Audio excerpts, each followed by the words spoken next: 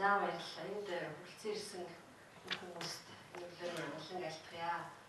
Тэгээ өнөөдөр үнэхээр улс төрийн амьдрал тиймч тайван амгалан биш. Төрийн хүрээнд, төрийн түвшинд, нийгмийн хүрээнд хүмүүс бүгд өнөөдөр Монгол улс цаашдаа илүү сайн сайхан явах ямар гарц байна вэ гэж ирэх хавал хийж байгаа. Энэ цаг үед өнөөдрийн чухал хуралыг зохион байгуулж байгаа шинжлэх ухааны академи Монгол үндэсний арчилсан номын удирдлаганд талархлаа илэрхийлье.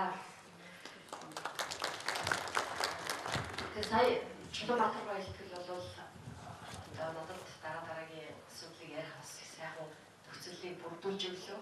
Тэгэхээр би үнэхээр санал нэг байгаа нэг зүйл бол бид нар өнөөдөр одоо энэ миний илтгэлийн сэдв бол нэлээд олон шинжтэй харагдаж байгаа. Илүү одоо онол ярихаасаа илүү үнэхээр Монголын нөхцөл байдал, улс орныхоо нөхцөл байдал тулгамдж байгаа асуудал. Тэгээд үндсэн хуулийг 1992 оноос хойш өнөөдөр бид нар 22 жил хэрэглээд өнөөдөр яг ямар бодиттой асуудал тулгарваа гэдэг энэ одоо өнөөдрийн нөхцөл байдал дээр нарийн дүгнэлт өгч асуудлыг шийдвэрлэх ёстой гэж бодож байна. Гэхдээ би бол нэг зүйлд жоохон болгоомжтой ханддаг. Юу гэхээр түрүүний хүмүүсийн бас хэлсэн үгэнд гарч байсан. Үндсэн хууль гэдэг бол үнэхээр одоо орчин үеийн төрөлт улс, оршин байхын суурь баталгаа, энэ өөрөө үндэсний аюулгүй байдал, үндэсний эрх ашигын эрхэмдээд илэрхийлэл. Тийм учраас энийг өөрчлөхдөө бид нар ямар нэг сэтгэлийн хөдөлгөөнөөр биш, тухайн цаг зуурын хямралд хөдлөгдөж биш, маш их ололтой суурьтай үндэсний зөвшөлтсөд хүрчээж маш их судалгаатайгаар бас хийх ёстой ажил гэж боддог. Тэгээ сая бас нэг хөндөгдсөн, ярианд хөндөгдсөн асуудал бол үнэхээр зөвшөлтсөл гэдэг асуудал бол өнөөдөр оройн төлөвлөж чухал өгүүлэгдэж байгаа юм зүйлээ. Үнэхээр улс төрийн намуудын дунд зөвшөлтсөл өгүүлэгдээд байгаа төдийгүй улс төрийн нам дотор ч гэсэн өөрөө зөвшөлтсөлийн соёл өнөөдөр үнэхээр байхгүй бол жижиг гэж хэлэхээр тийм харамсалтай дүр зураг үүсэж байгаа. Үндсэндээ бид нар арчил гэдгийг буруу ойлгоцсон. Олонхоо тулгаад явчихвал олонхоо дагаад явбал арчил гэж ойлгодог. Ямар ч хамаагүй үнээр, ямар ч хамаагүй мөнгө ирэх мэдлэр олонхыг бүрдүүлдэг. Ингээ олонхын дарангууллаар асуудлыг тулгаж шийддэг ийм буруу хэлбэр рүү явчих вэ гэдэг энэ зарим л бол байгаа. Тийм учраас зөвшөлтсөл эв нэгдэл гэдэг бол монголчуудын их том үнд зүйл, энийгээ таарч бид нар бас ярих хэрэгтэй хаа гэж бодож байна. За тэгээ би бол илүү асуудлыг практик талаас нь ярихыг хүсэж байна. За тэгээд үндсэн хууль хурлын юутай сэдвтэй холбогдуулж нэг тамир байгаа асуудал бол өнөөдөр бид нар үндсэн хуулийн шинжилгээний тухай ярих ёстой юу? Эсвэл үндсэн хууль зарим шаардлагатай өөрчлөлт оруулах тухай ярих ёстой юу? Энэ бол бидний магадгүй эхлээд ойлголцох ёстой зүйлийн нэгэ гэж бодож байна. Улсын хурал дээр жишээлбэл ажлын хэсэг байгуулагдаад маш олон эрдэмтэн судлаачдыг оролцуулаад үндсэн хуульд өөрчлөлт оруулах шаардлага байна уугүй гэдэг санал дүгнэлт өгөх юм ажил хийгдсэн. За энэ дээр бол тодорхой хэмжээнд өөрчлөлт оруулах шаардлага байна гэсэн юм дүгнэлт гарсан байгаа.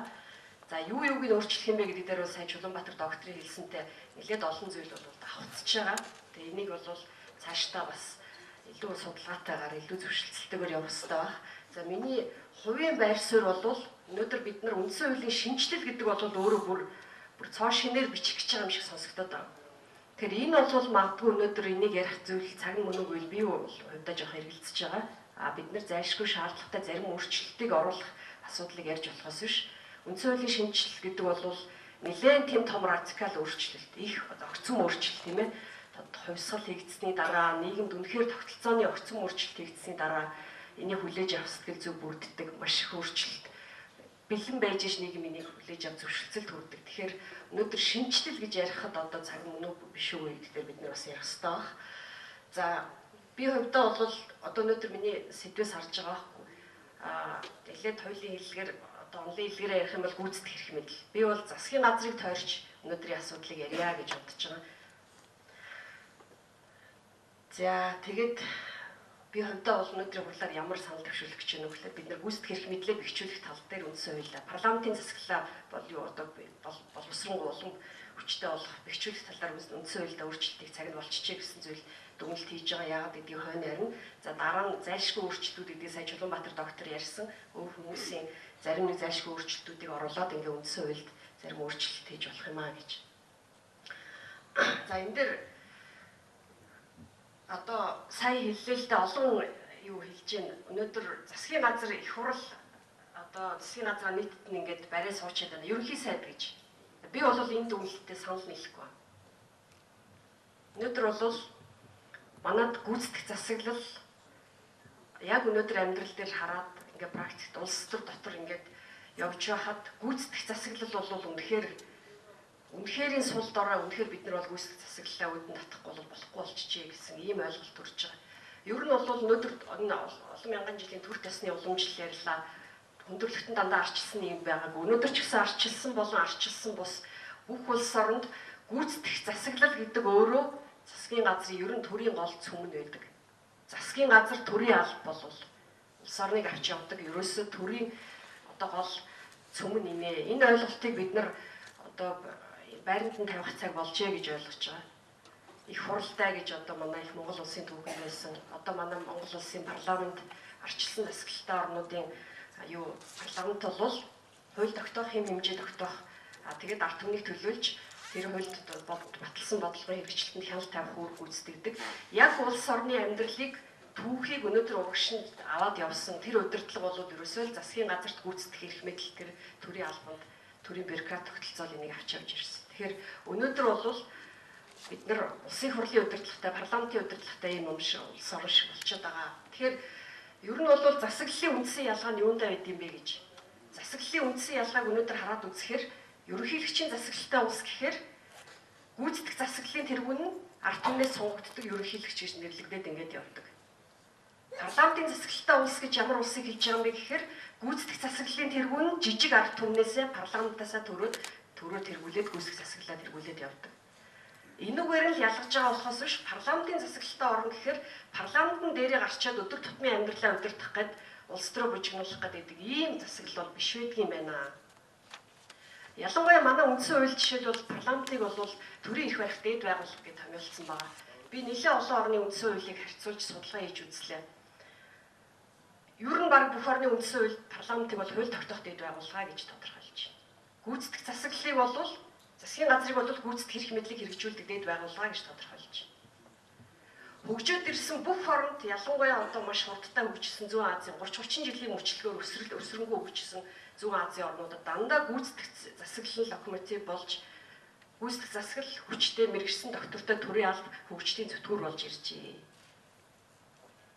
Тэгэхээр энийг бол өнөөдөр бид нар гүйцэтгэх засгийн газраа төрийн албаа бид нар байх ёстой байранд нь тавихгүй бол өнөөдөр ямар дүр төрх харагдаж байна вэ гэхээр улс төрн дээрээ гарцсан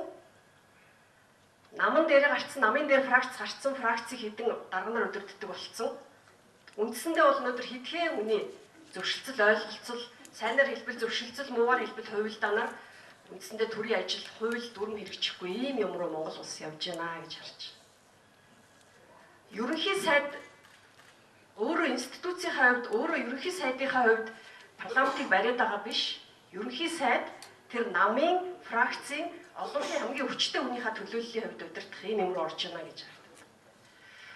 За тэгэхээр бүх ард түмнээсээ сонгодог ерөнхий сайд ерөнхийлөгч хоёр гүйцэтгэх эрх мэдлийг тодорхой хэмжээнд хуваалцдаг. Гэхдээ багц ерөнхийлөгчийн засаглалтай орны дотор бол ийм бүтэн спектрум явдаг л да. Ерөнхийлөгч маш хүчтэй, ерөнхийлөгч нь харьцангуй одоо хүч султай парламент талдаа илүү хүчтэй гэж. Тэгэхээр манайх бол 2000 оны өөрчлөлтөөс өмнө ерөнхийлөгч маш хүчтэй байсан. Үндсэндээ засгийн газрыг байгуулдаг. Тийм хүчтэй ерөнхийлөгчтэй байсан 2000 оны өөрчлөлтөөр илүү парламент руугаа хэвээсэн ийм өөрчлөлт рүү явсан. Гэхдээ дундын хувилбар. Нэг зүйл бол би бол монголчууд цэвэр одоо гадны одоо хуулбарсан үндсэн хуулийг хэрэгэлсэн гэдэгтээ бол тэр болгон санал нийлдэггүй. Энэ бол үндэсний зөвшөлтслийн баримт бичиг байсан гэж боддог. Тухайн улс орны тогтолцоо бол тэнгэрээс буугаад ирдэггүй. Ер нь бол урд одоо нийгмийн ойлголт инерцээр дараагийн одоо нийгмийн байгуулалт одоо өсөлт хөгжилт нэгээд үргэлжилж явж идэг. Тэр утгаараа өнөөдөр хагас ерөнхийлөгчийн засаглалыг ганц Монгол сонгоогүй. Хуучин баг бүх маш олон пост социалист орнууд ихэнх нь энэ замаар явсан байна. Тэр энэ бол бас нэг одоо нэг тодорхой жим байгааг харуулж байгаа маа гэж.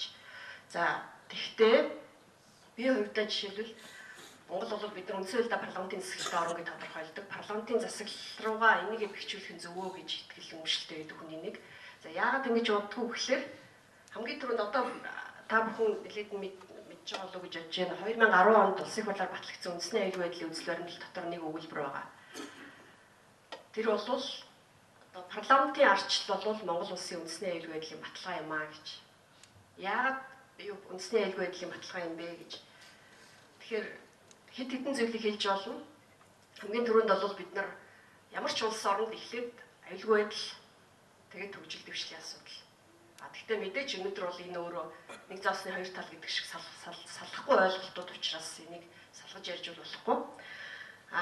Аюулгүй байдал оршин тогтнол суурь асуудал тусаар тогтнол. Өнөөдөр хоёр том гүрний дунд оршдог Монгол улс хоёр том гүрний дунд оршдог Монгол улсад нэг төвлөрсөн эрх мэдэл төвлөрсөн байх нь өөрөө бас гадны нөлөөнд орох, гадны нөлөөнд автах, гадны тулгалт барьцаанд орох юм эрсдлэгтэй. Энэ бол 90 оноос өмнөх манай төвөгч харуулдаг онолч ингэж байдаг. Өнөөдөр Швейцарын холбооны улс Швейцар яагаад арчлыг бүр одоо шууд арчлын түвшинд авчиж хүмүүстэй хөрсөн бэ гэхээр тэнд Швейцар нейтралитетаа хадгалахын тулд аюулгүй байдлаа хадгалахын тулд бүрийн эрхт байдлыг ингээд олоод булах гэхээр олоод нөлөөлөх гэхээр олддоггүй. Бүх хүмүүс нь тэрийг хуваалцдаг, хамгаалдаг. Тийм учраас миний итгэл үнэмшил бол жишээлбэл хоёр их гүрний дунд байдаг Монгол улсын хувьд 3 сая хүн бүрийн эрхт байдалтай одоо дуу хоолойгоо өгөх тийм нөлөөтэй байгаа цагт бол Монголын төрийн эрх одоо тусгаар тогтнол бол баталгаатай байх юмаа гэсэн нэг юм итгэл үнэмшил байдаг юм аа. За тэгээд парламентын засаглал, ерөнхийлөгчийн засаглалыг харьцуулсан судалгаа байдаг. Ерөнхийлөгчийн засаглалын сул тал бол давуу тал гэж мэдээж байна. Сул тал бол энэ бол маш хөшүүн тогтолцоо гэж үздэг. Сонгогддог. Тэр хүн муу хүн бол 4 жил, магадгүй дахиад баталгаажуулаад явбал 8 жил энэ хүнээс салж чадахгүй. Ийм засагтай юм. Парламентын засаглал бол харьцангуй уян хат нөгөө бага ард түмэн төрүүлдэг, огцруулж олдог, сольж олдог учраас болохгүй байвал сольж олдог. Бүтцийн сайжруулаад дэвшил хийж болдог. Тийм учраас парламентын засаглал бол эрсдэлд илүү эрсдлийн менежмент хийх боломжтой. Аюулгүй байдал талаасаа бол яг ялангуяа манайх шиг орны хувьд бол илүү одоо эрсдлийн менежмент аюулгүй байдлын зохицол шаардлагатай зохицуулт хийхэд уян хатан тогтолцоо гэж ингэж харагддаг. За тэгээд парламентын тогтолцоо ямар соёлыг бий болгодгүй, ерөнхийлөгчийн засаглал ямар соёлыг бий болгодгүй гэдээ харахаар ерөнхийлөгчийн засаглал бол илүү одоо харизматик лидерээ гарсан одоо тийм нийгмийн соёлыг бий болгодог. Парламентын засаглал бол үндэсний тэр одоо ард түмний төлөөлөл болсон элитүүдийн зөвшөлтсөл дээр бий болдог. Олон түмний нам өргөжих одоо хөгжих суурь бол парламентын засаглал өөрөө болдгоо. Энэ бол амьдрал дээрч онлын олон судалгаагаарч гэсэн ингэж харагддаг. Тэгэхээр бид нар сая ярьсан бид нар 3 сая хүн хүчтэй байж энэ улс орон хоёр том гүрний дунд орших юм байна гэж. Тэгэхээр бид нар бол энэ олон түмний нам, олон түмний оролцоогоо хангасан энэ улс төрлөө явахын тулд парламентын засаглал зөв юм а гэж үзэж байгаа.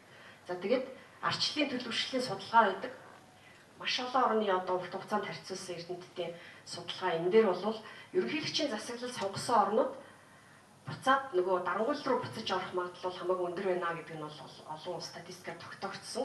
Парламентын засаглалтаа орж гисэн мэдээж ойж буух юм байна. Гэхдээ харьцангуй ерөнхийлөгчийн засаглалтаа орныг бодоход арчлалын цаашаа ингээ алдаж оноод баталгаажаад явах одоо суурь хөрс өндөр байна гэдэг ийм зүйл бол байт юм байлээ. За Монголын парламентын засаглал өнөөдөр юу ажигдсан юм бэ гэж.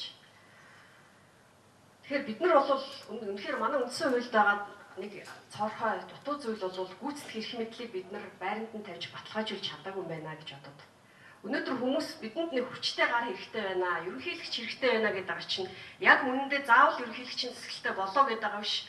Улс орныг тэр аваад явдаг тэр одоо гүйцэтгэх засаглалын тэр хүчтэй тэргүй хаана байна гэж энийг л нэхэд байгаа юм байна гэж би өвдөө бол одоо яг олон хүнтэй уулзахын ирээр олон хүний санаа бодлыг сонсохын ирээр яг хүмүүс бол ийм юм өсөд байгаа болов уу гэсэн ийм ойлголттой болж байна. Гүйцэтгэх эрх мэдэл хаана байгаа юм бэ гэж. Ерөнхийлөгч ерөнхий сайд хоёр өнөөдөр хуваалцсан байна гэж бол бид нар их ярьж байгаа. Яг өнөөдөр их хурлын амьдрал дотор байгаа тарахаар би хувьдаа бол ерөнхийлөгчөөс илүү их хурл гүйцэтгэх эрх мэдэл зам хилцсэн юм байна гэж ингэж ойлгож байна. Их хурл гүйцэтгэх засаглалаа ингээд барьцаалцсан тэгээд 76 хүн засаг бариад 76 дарагтай гэж ард түмэн ойлгоод байгаа чи ерөөсөө буруу биш байна. Тэгэхээр 76 хүн асуудлыг шийдэх гээд 76 тийш нь татах гээд ингээд энэ улс орн явахгүй юм байна гэж. Тэгэхээр гүйцэтгэх засаглалын засаглалын тэргүүний хамгийн том эрх бол танхимаа бүрдүүлээд гүйцэтгэх засаглалаа өөрөө ингээд зоримог аваад явах. Бүх хариуцлагаа мөрөн дээр өрөөд аваад явах энэ эрх. Гэтэл манайх гүйцэтгэх засаглалын тэргүүнд энэ эрхийг өгөөгүй. Нэлээд олон орны судалгаа байгаа, одоо харьцуулсан судалгаа арчилсан парламентын эзэлтэй орнуудын манайх шиг парламент нь мэдээд танхимаа бүрдүүлчихдэг улс орн гэж байхгүй байна. Итали байна, Чех байна, зарим орнуудад ерөнхий сайд нь томилоод ерөнхийлөгч нь татгалзах хэрэггүйгээр батламжилдаг, парламент нь нээлттэй сонсол явуулдаг. Зарим хүмүүстээр итгэл үзүүлэх асуудал ярьдаг, вето тавьдаг. Ийм л үсрээл парламентын оролцоо энэ л төвшөнд байна. Гэтэл манайх юу болж өнөөдөр амьдрал дээр юу болж байна вэ гэхээр фракц цаанаас төрөд байгаа гэхээр үндсэн хуулиас төрөд байна. Нам яаж төрийн дээр гараад байгаа юм гэхээр яг энэ тогтолцоогоор дамжиж гараад байна. Тэгээд улс төрчид цөөхөн улс төрчид яаж атгаад байгаа юм гэхээр яг энэ тогтолцоогоор дамжиж атгаад байна. Яагаад гэвэл ерөөсөө Монгол улсын гүйцэтгэх засаглалыг бүрдүүлэх эрх энэ 76 конвент энэ 76 хүнд байж ямар товч дарах вэ? Тэгээд 3 хүн 5 хүн нийлээд багц олчвол дундаасаа сайд төрүүлчихдэг. Тийм учраас өнөөдөр арчилсан намын фракцуудыг тараа гэдэг. Би бол хуулиар фракц хариулаад ямар ч нэмэр байхгүй. Ийм хуультай байгаа цагт фракцч нэрлэхгүй ч бай эсвэл нутгийн зөвлөл юм ангийн хүүхдэрээ нийлээл 5 хүн дахиад дундаасаа сайд төрүүлнэ. Өөрөөр хэлбэл гүйцэтгэх эрх мэдлийг атгахын тулд бүх боломжтой бүлэглэл тохиролцоогоо хийх тийм нөхцөл байна л гэсэн. Тэгэхээр бид нар гүйцэтгэх эрх мэдлийг их хурл барьцаалчаад ерөнхий сайд дээр гарчаад байгаа юм биш. Ерөнхий сайд түүнээс улс төрчийн үед фракцийн лидерийн хувьд энийг удирдаад болоод байгаа болохоос биш. Парламентыг ч удирдаад, засгийн газрыг ч удирдаад хахад тийм нэг зэрэглэг шиг юм харагдаад байгаа боловч яг мөн чанар тогоон дотор нь ороод харахаар нөгөө фракцууд ч удирдаад фракцуудын гүйцэтгэх засаглалыг томилоод байгаа ийм л дүр зураг харагдаад байна. Тэгээд юу болж ийнө гэхээр парламент дотор фракцууд зодтолддог, улс төрийн намыг зөрчилддөг. Энэ маргааш нь ерөөсөө маргааш гэх юм баг. Цагийн дараа засгийн газрын додоо болоод хувирдаг. Яг гэвэл томилсон дарга фракц нэнд байж байгаа. Эсвэл фракцын гишүүн тэр дарга өөрөө их хурл дотроо суугаад фракцаа толгойлоод буцаад засгийн газар дотор ороод засгийн газрын ажил хийж. Ингээд манай улс төр бол яг энэ их хурл засгийн газрыг гүйцэтгэх засаглалаа барьцаалсан энэ тогтолцоогоор дамжаад гүйцэтгэх засаглал байхгүй болчихжээ. Парламент нь засгалдаг юм шиг тийм гажуу хаанч дэлхий дээр хаанч байхгүй тийм тогтолцоотой улс орн болчихж. Тэгээд одоо би одоо их хурлын гишүүн болоогүй байхдаа жоохон гайхаад идэг байсан. Манай парламент яагаад энэ хууль тогтоох одоо их мэдлээ хэрэгжүүлж байгаа хяналтын чиглэлээ яагаад ингэж хэрэгжүүлж чаддгүй? Яагаад хуулийн хэрэгжилтэнд хяналт тавьж чаддгүй юм бэ гэж. Одоо дотор нь ороод ойлгож байгаа зүйл бол сайд нарт тэрнээс илүү хүчтэй том зэвсэг павер огцруулах томилох эрх мэдэл байгаа учраас тэрийг сонирхдаггүй юм байна. Бусад орны парламент тийм юм байдгүй болохоор засгийн газар сайд нар дуудаж ирээл өдөржин өдөр болгон байцааж тэр хууль яасан чийж зөрчигдсэн байна. Нөгөө засгийн газрын мөрийн хөтөлбөр чинь яасан. Нөгөө төсвийн хэрэгжил чинь байхгүй байх чигээл ингэж хийдэг. Гэтэл манай гишүүд бол өөр зэвсэг байдаг учраас энэ хяналтын үүргээ сонирхдаггүй юм байна. Одоо бид нар байх ёстой байранд нь тавиад гүйцэтгэх засаглалын тэргуун засгаа байгуулад парламентаас тусдаа улс төргүй ажилтдаг боломжийг бүрдүүлээд өгчвөл үлдсэн зэвсэг нь хянах учраас шаардах учраас одоо парламентын гишүүд бол нээлттэй сонсголоо хийж эхлэх юм байна. Мөрдөн шалгах эрх мэдлээ нэхэж эхлэх юм байна. Ажлаа хяналтын чиглэлээр хэрэгжүүлж эхлэх юм байна. Ийм дүр зураг харагдчихна. Тэгээд одоо ерөнхий сайд бол танхимын зарчмаар арчлах ямар ч боломж байхгүй. Хин томилж байгаа нь ойлгомжтой тийм ээ. Тор тодорхой шүү дээ. Намайг их хурл томилно, их хурл чөлөөлнө. Sorry л гэж байна. Ерөнхий сайдын үднээс бол. Тэгээд манай фракц энэ тендерыг явуулна гэж байгаа. Засгийн газар тэр яах вэ? Бид нар энэ одоо юу гэдгийг энэ төслийг одоо чухал гэж үзэж байгаа. Би аль нам гэж яриаггүй шүү. Ер нь бол 20 жилийн туршид явж ирсэн Монголын улс төрийн фракц байна уу, бүлэглэл байна уу, сонирхол байна уу? Ерөнхийдөө л ийм л замаар яваад ирчихэж. Тэгээд ерөнхий сайд бол танхимын зарчмаар ажиллах боломж үндсэндээ ерөөсөө үндсэн хуулиар алга хэрэгцээ юм байна. За тэгээд хөгжлийг удирдах боломжгүй. Түрүүн би хэлсэн тэр үнэхээр одоо маш олон одоо улс төрийн эдийн засгийн ухааны чиглэлийн маш олон судалгаа байдаг. Үнэхээр өсрөнгөө хөгжсөн орнууд бол гүйцэтгэх засаглал тийм ээ. Япон яаж хөгжлөө? Өмнө Солонгос яаж хөгжлөө? Хятад өнөөдөр яаж хөгжиж байна? маш одоо доктортой засгийн газар мэрэгчсэн доктортой төрийн алба тэрийг удирдах авч явж байгаа. Тэгэхээр манайх бол яг өнөөдөр ингээд 76 оны сонирхлоор хөдөлж байгаа нөхцөлд бол доктортой бодлогын тухай ч ярих боломж алга, доктортой засгийн газрын тухай ч ярих боломж алга, урт хугацааны хөгжлийн бодлого батлаад ч нэмэр байхгүй гэж би бодож байна. Бүгд хэрэгжихгүй. Яагаад гэвэл их хурлын батлаад өгсөн бодлогыг одоо энийг л хэрэгжүүлнэ гэдэг нүдэн анаа бие дааж ажиллаа хийх. Тийм боломжтой гүйцэтгэх засаглал Монголд байхгүй өнөөдөр. Тийм чадвартай улс төрөөс ангид ажиллах, тайван ажиллах засгийн газар Монголд байхгүй. Тэгээ өнөөдөр парламент бол зөвхөн томилгоог нь удирдах байгаа юм шиг. Өнөөдөр одоо ингээ харахаар юу болж байна вэ? Их хурл дээр ярьж байгаа дискусс юу болж байна вэ гэхээр за энэ засгийн газар ерөөсөө чадахгүй болчлоо.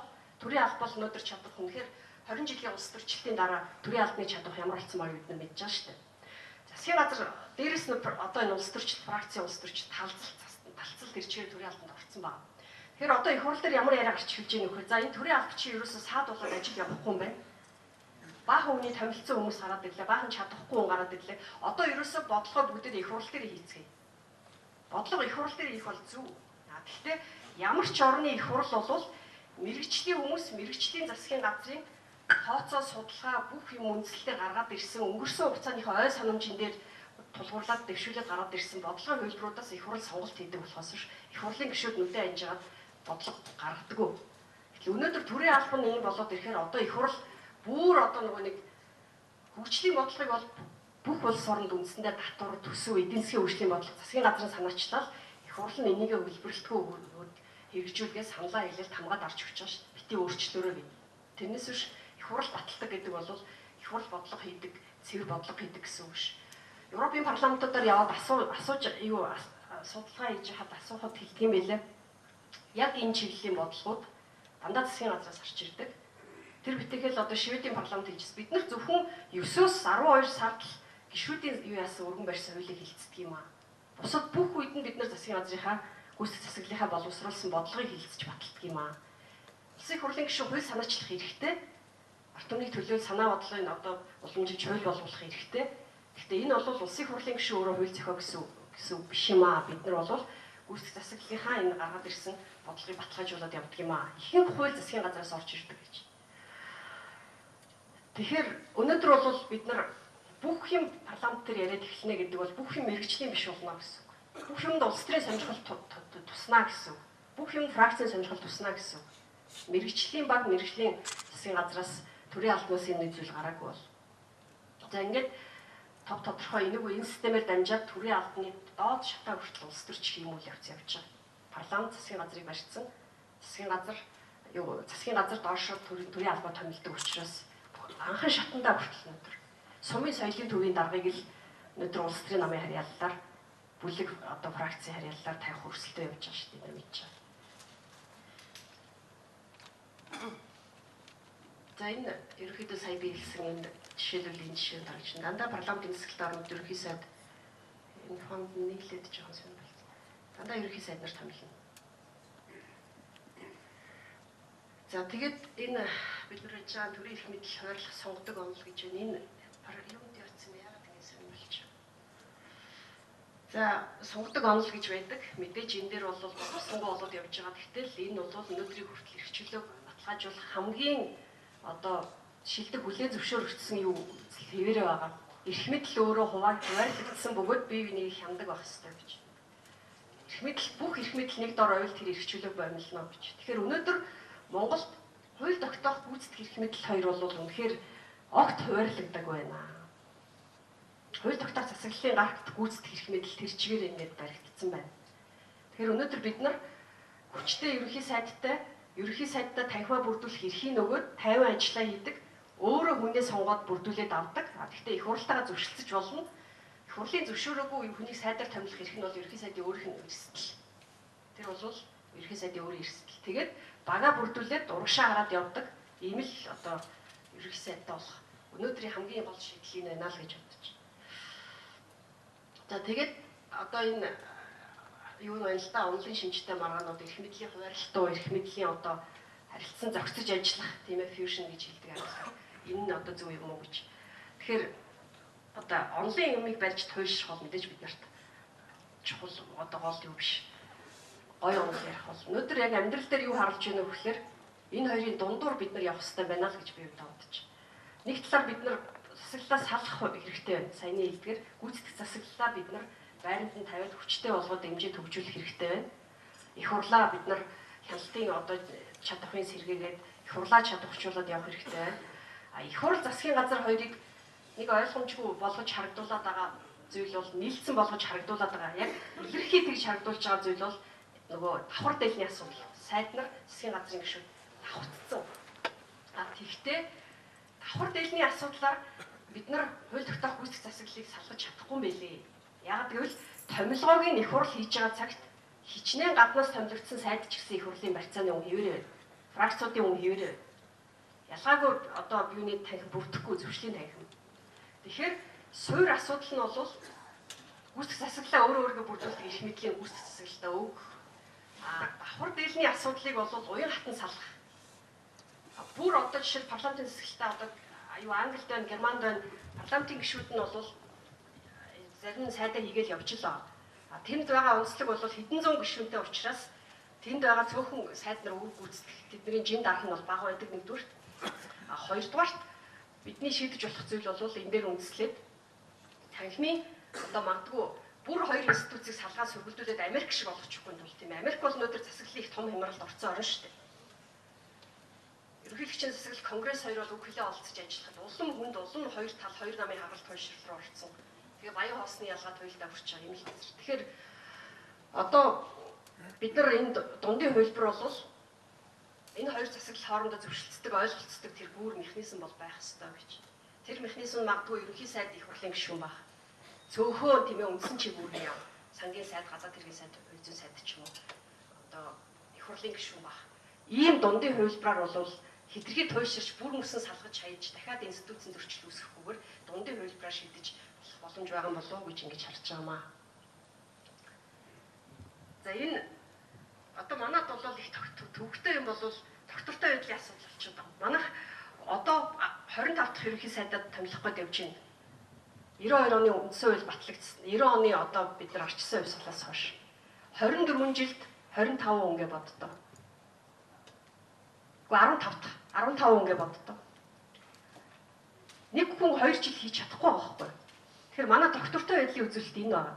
Докторгүй болгож байгаа үндсэн шин чанар бол мэдээж олон зүйлтэй холбоотой. Сонгуулийн тогтолцоо маншаартаар байх пропорционал байх уу гэдэг олон үндсэн хуулийн яг үндсэн хуулийн адилхан заалт сонгуулийн өөр орчинд орохоор өөр үйлчлэл үзүүлдэг юу байна. Гэхдээ суур нөхцөл бол нөгөө парламент томилдог, парламент төссөн үедээ огцруулдаг, парламентын зодон, засгийн зодон болдог чинь өөрөө докторгүй байдлын суур үзүү одоо хүчин зүйл болж байна гэж харагдчих. Тэгээд парламентын засалтаа орнууд докторгүй байд юм уу гэж харахаар их сонио үзүүлэлт гарч ирж байгаа. Жишээлбэл Германд 82 оноос хойш 3 дахь ерөнхий сайд. 3 дахь ерөнхий сайд. Англид 90 оноос хойш 4 дахь ерөнхий сайд явж байгаа шүү дээ. Тэгэхээр энд бол тийм маш доктортой парламентын засаглал бол өөрөө ингэж ажиллах боломж байдаг юм байна. Тэр битэхэл парламентын засаглалын давуу тал бол хэрвээ ерөнхий сайд үнэхээр одоо улс орны эрх ашиг төлөөж үзэж байна. Ингээд зөвшөлтсөл бий болгоод нийгэм хөгжиж байна гэж бодвол тэр ерөнхий сайд 10 жил хийж болдог, 15 жил хийж болдог тийм. Болохгүй байна, болохгүй болоод ирлээ гэж дороо сольжиж болдог. Ерөнхийлөгчийн засаглалтын оронд бол 4-8 жилээр ингээд тогтчихдог. Парламентын засаглалтын оронд болохгүй бол 4 жил байх ч алдгүй, жил болгоо сольж болдог. Тэгэхээр парламентын засаглалын тэр уян хатан давуу тал бол хөгжлийн хувьд ч гэсэн аюулгүй байдлын хувьд ч гэсэн юм юу яах менежмент их маш өргөн боломж байна гэдэг нь байна. За энд би түрүү за энэ бол илтгэлийн гол сэдв биш. Ерөнхийдөө бол 30 жилээр өсрөнгөө хөгжсөн Азийн орнууд ийм л төв зураг гэж. Энд дандаа мэрэгжлийн доктортой төрийн ал тэгээд засгийн газар гол үр гүйцэтгэж ирсэн нэг юу сонирхолтой жишээ бол Японы кейс байдаг. Япон бол байнга засгийн солигдчихдаг. Ерөнхий сайд нь солигдчихдаг. Хоёр зүйл дээр гэтэл Японы бодлого маш доктортой.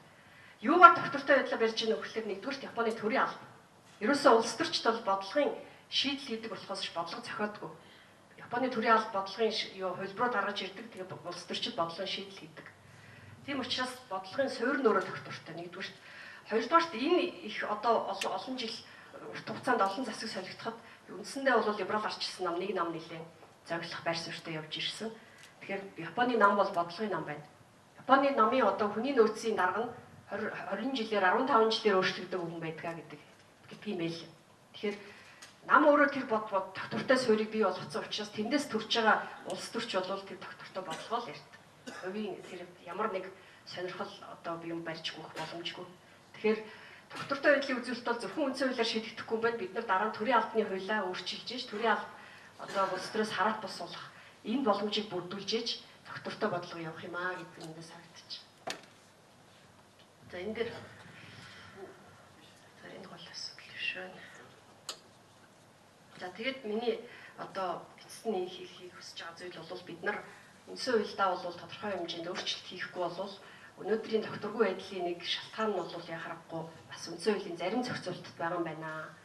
Гэхдээ нийгэм бол үндсэн хуульд бүх буруу байна гэж одоо бити тэгж туйлшрахгүй байгаасай. Үндсэн хуульд ойлголцлоор зөвшөлтслөөр ихтгэл үнэмшлэлээр судалгаагаар үндсэн хууль руугаа очиж өөрчлөлтөө хийх. Тийм улс төрийн нөхцөл байдал бүрдээсэй. Тэгээд хамгийн гол нь төр гэдэг бол гүйцэтгэх засаглал юм байна. Төр гэдэг бол мэрэгсэн төрийн алба юм байна. Төр гэдэг бол улс төрчихгүйгээр хувийн сонирхолгүйгээр улс үндэстний эрх ашигыг дээдлээд явж идэг бид нар одоо төрийн харган төрийн төвшмдүүд гэж одоо сатаа сайд гэж бид нар мантайцсан хатан киноны дүрээр ойлгодог. Тэр сатаа сайд шиг хүмүүс бол жинхэнэ төрийн ноён нуруу юм байна. За улс төрчид бол арчилсан оронд ирж ил байдаг, явж ил байдаг. Ард түмний одоо санаа бодлыг төлөөлөө сонгогддог. Тухайн үедээ өөрийнхөө үзэл бодлыг илэрхийлэл явдаг. Төрийн ноён нуруу төрөө бид нар босгохын тулд засгийн газраа ерөнхий сайдаа хүчтэй болох, засгийн газраа бэхжүүлэх, парламентаар хэр оргийн зодуулаад барьцаанд нь байгаад байдгүй болох, төрийн албаа доктортой болох.